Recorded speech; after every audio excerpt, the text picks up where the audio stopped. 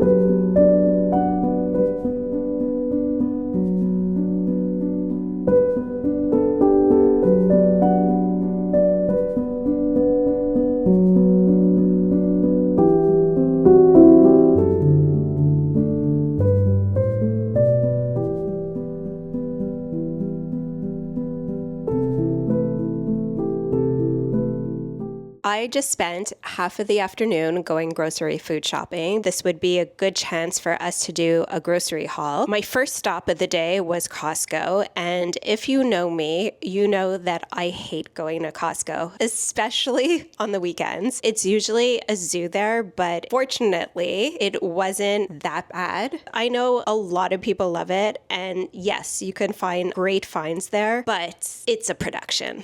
Let's be real.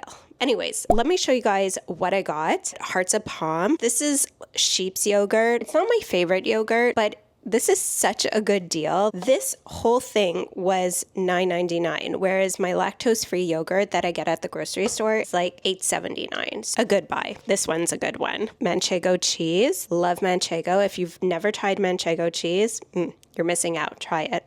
Lactose-free milk. Mini cucumbers, kale salad mix. If you just add protein, some chicken or some shrimp, this is amazing. Oh, I bought shrimp too. I forgot about that. I got this lettuce. It's like a frise type of lettuce. Speaking of lettuce or salad, I got this extra virgin olive oil. This is so good. It has such a nice taste to it. Organic balsamic vinegar. Huge piece of salmon. This is going to last a very long time. It's perfect. You just cut it up in individual portions, put it in the freezer. So easy, such a quick meal. Granola, not very sweet at all. 2-pack gluten-free bread. Good deal, actually. Simple Mills crackers. I came in a 2-pack. I threw out the box. This bag comes from the grocery store.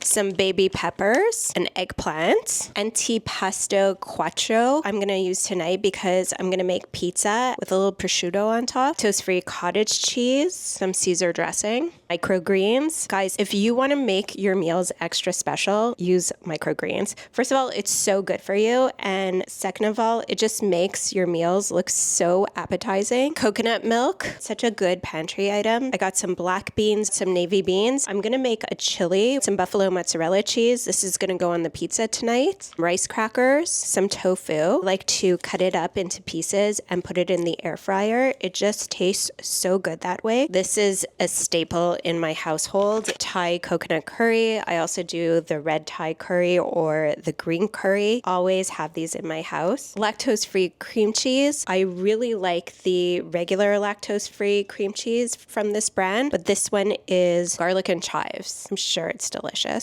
Is this too long? Is this grocery haul too long? There are so many groceries on my counter right now. It's been a big day. A lot of shopping. French fries. These are my favorite. I have them every single day. You're satisfied with just one. They're so expensive. I don't know why they're so expensive. I also got this big bag of red onions. I'm gonna make like a cucumber salad with this. Maybe I'll do some like pickled onions too. A jalapeno. Got some ginger, green onion, garlic, cilantro. I'm gonna make Molly Baz's soup. I don't even know what it's called. Some sweet potatoes, Granny Smith apples. And last but not least, I got myself some beautiful tulips. I was at a friend's house yesterday and she had told me that the trick to having tulips stand upright is to put a penny in the vase with some water, obviously. So I'm going to try that trick and see if it works. Yeah, and that's it. So I hope you guys enjoyed this grocery haul and stay tuned for all the yummy dishes that I'm going to make with all this food.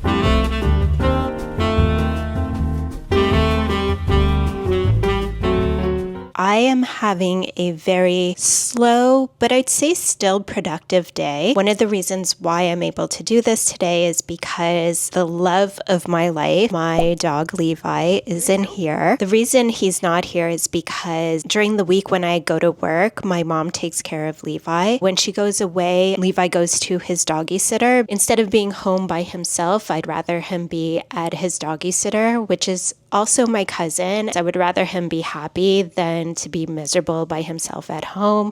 I would feel so guilty. If you guys are pet owners, specifically dog, you know that you are always up early regardless because they have to go to the bathroom, and whether you like it or not, you got to get up. But because he's not here, I didn't have to get up early. So I took my time this morning. I did my 5-minute journal. I read a bit, and then I slowly got my day started. I want to talk a little bit about the books I'm reading. So as you guys saw, I am reading Joan Didion's Slouching Towards Bethlehem. I've been reading a lot of her books recently. I am just down the Joan Didion rabbit hole. I got Didion and Babbitt's in January and I finished it in February. Even though I had read Eve Babbitt's before, I had never read anything by Joan Didion. That book specifically got me really interested in her work. I was able to get a few of her books. The first one that I read was The Year of Magical Thinking, and it was incredible. I really enjoyed it. I felt very connected towards her. The Year of Magical Thinking is essentially the story of the year that her husband passes away and that she is dealing with health issues of her daughter. So captivating. It really draws you in. I actually finished that book in a day because it was due back at the library and I really wanted to finish it. It was just one of those books that you could finish in a day. Like I said, it was so captivating. At that point, I was like, why have I never read anything by Joan Didion before? I moved on after that to The White Album. I have never been somebody who really reads some short essays or short stories. I just find like short stories or essays don't captivate me as much. But this book was so incredible. Again, I really enjoyed all the stories. Her books are a commentary of the times. They were written in the 1960s and early 1970s. Not only was I intrigued, but I also learned a little bit. I love the way that she writes in that repetitive tone. It's slightly humorous. Her quality of writing, the issues that she writes about, I'm a fan of hers now. So now I'm reading Slouching Towards Bethlehem. I'm about halfway through. I just finished the essay that the book is named after, and it's a little hard to read.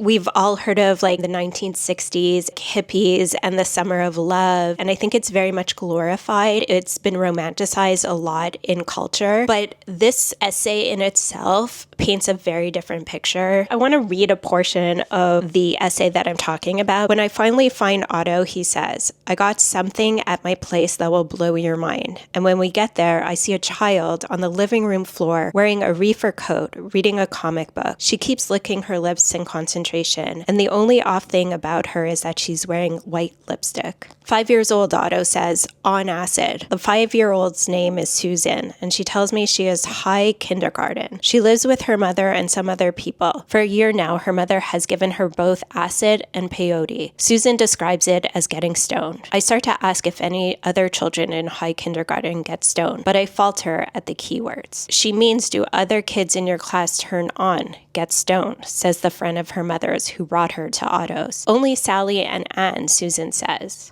What about Leah, her mother's friend prompts. Leah, Susan says, is not in high kindergarten. Besides Joan Didion, I finished this book. It is If We Were Villains by M.L. Rio. I love books that take place in academic settings, specifically like boarding schools. And I also love a thriller, a mystery, but I just found that this book did not deliver. It had all the elements to do so, but it completely fell flat. There's like that climax at the end, but already at that point, I was bored. I wouldn't say this was a horrible book, but I expected so much more, and I just found that it just didn't deliver. So unfortunately, that one's like kind of like a no for me. I think I'm going to make some lunch now because I'm hungry, and then I'm craving some matcha, so I think I'm gonna grab my book and go get a matcha at my favorite coffee shop. It's my favorite matcha in the whole city. I mean, listen, I'm not a matcha connoisseur, but I think it's delicious. So I think I'm gonna go treat myself to an iced matcha latte and read my book.